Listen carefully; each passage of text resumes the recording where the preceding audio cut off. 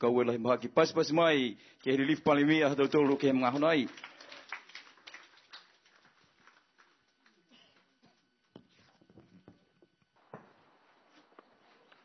Alright. Tuar tau whakalofa ke he tau tangata osi kua hahaya ki tau sianga nei. Si bia fōki ke lātu molo tolu pesini wana kai hoko mai ki he taunanga ke mga honei. Whakalwhanai ki tau whakawhi a tua, mai he tau whakapotpotoanga ke he kehe. Whakatunu whono me tau ke pure, he whono ke pure. Au fia i fōki molo tolu tau matua ke pure tau kwa mora.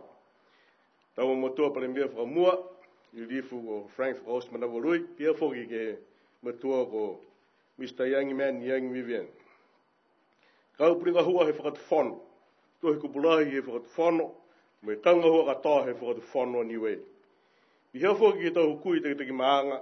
Tau mako tauwhama, he tau mata kau ke he kehe. Tau mako roa, tau mako tua whine mai tama.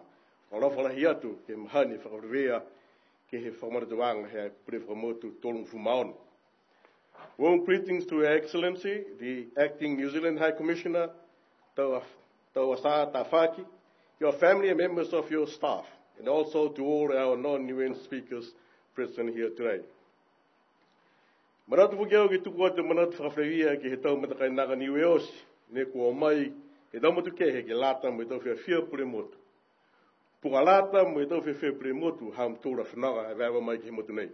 Monu ena ham tōra ananofo mai ki he hata tōra motu, mo yama manaki ki riwhirewea ki tau ne ngā ronga ia. Kaue ki tafu kumnuena mai aho mai he whakawhikau ia tua, pe steni he kalesia niwe, Howea Jackson, ne tausi reo inge lata mai aho. Naka ia mamanaki ke loa e whakamatalanga. Whita ni he langone mtore whakamatalanga he takitaki he kautu, pai pare mea take tālangi ki longa he la tāngo ke he mga hopi poi. Nā pehe ki tō tō ke he mga honei, kai manatu ke lata mo e iloa laulahi he motu, hana tau manatu, ke taua mana kianga, po ke taua hua i whakatu whono, walata ni ki whakapuroa ke leo taonga. Kai kwa eke au mokui he te ki take he ato tura motu, mai whono ki pure. Sipi hea whoki me whono ki pure, ke tuku atu tau manatu whakaue ke he motu katoa, hako tanga hua mitaki osi, ke ka mata mai au ke tapa ua ha whihiwa, ke hoko mai ke mga honei. Tau whamatara kupu me tau whakapatoanga riongi ke he kehe, tau ngā hua he whakatu whono, tau makoroa murotoru osi ni ngā hua ke tau bisinisi. Laonga e toko hoa mitaki wa whakawhitaki ai tari mai au ke tapa ua whihewa. Porque tari mai au ke tapa taha hiwa whitu wha. Porque whinatu atu taha ki tua. E laonga e toko hua wa whakawhitaki ai e motu. Whakawelahi ma niwe whikai.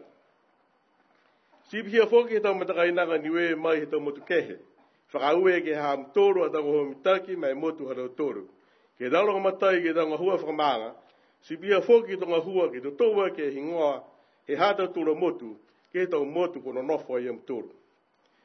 May I also take this opportunity to express our sincere thanks and appreciation to our many development partners, including UN agencies, UNESCO, FAO, and many others.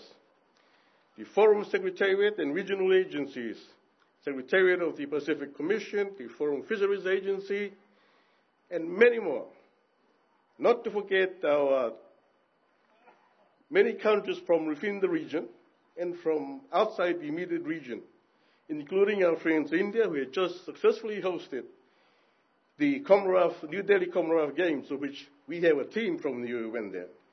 And likewise, China, who just recently hosted our Premier and his delegation in Shanghai. And the many non-government organizations for all of those for their continuing generous support to the government and people of Niue. And of course, we always have that special relationship with the government and people of New Zealand, of whom we share a common citizenship, though we live under different governments. Your Excellency, you have highlighted some of the developments that have been made in the recent past, as well as development plans that the two governments have agreed to for this financial year. Indeed, it is encouraging the current and future arrangement with Air New Zealand, and no doubt an arrangement that will continue to improve on visitors' numbers in the years ahead. There are visible signs, as you have pointed out, of improvements to infrastructures on the island that can only provide encouragement to the people of Niue, both residents and those visiting our shores. No relationship is perfect, even a special relationship. But as you may have stated, those are challenges to be faced along the way. May we, the people who share the same citizenship, and the government of Niue in New Zealand, continue to improve and strengthen that special relationship to our mutual benefit. Anga managi ke tumau e takianga he atua, ke he atau tōra tau momui, ke riuwhurewia foki, e mahina o ke tapa, ua awhi moe hong fumataha. Whakau e lahi, monuina tau turuosi. Manatu whoki au ke matutaki atu e mga honei, ke he tau whakairoanga, mai he hatau tōra a kāwana, ni nōwhoi ki he motuku New Zealand. Pe he talahawanga ia, Government House, New Zealand. 30th of September 2010, the Honourable Toke Talangi, Premier, Government of Niue, Whalefono Alofi. Dear Premier, Niue will be celebrating 36 years of self-government in free association with New Zealand on 19th October, which is today. As Governor-General of Niue, I would like to extend my warmest wishes to you, your government and the people of Niue at this time.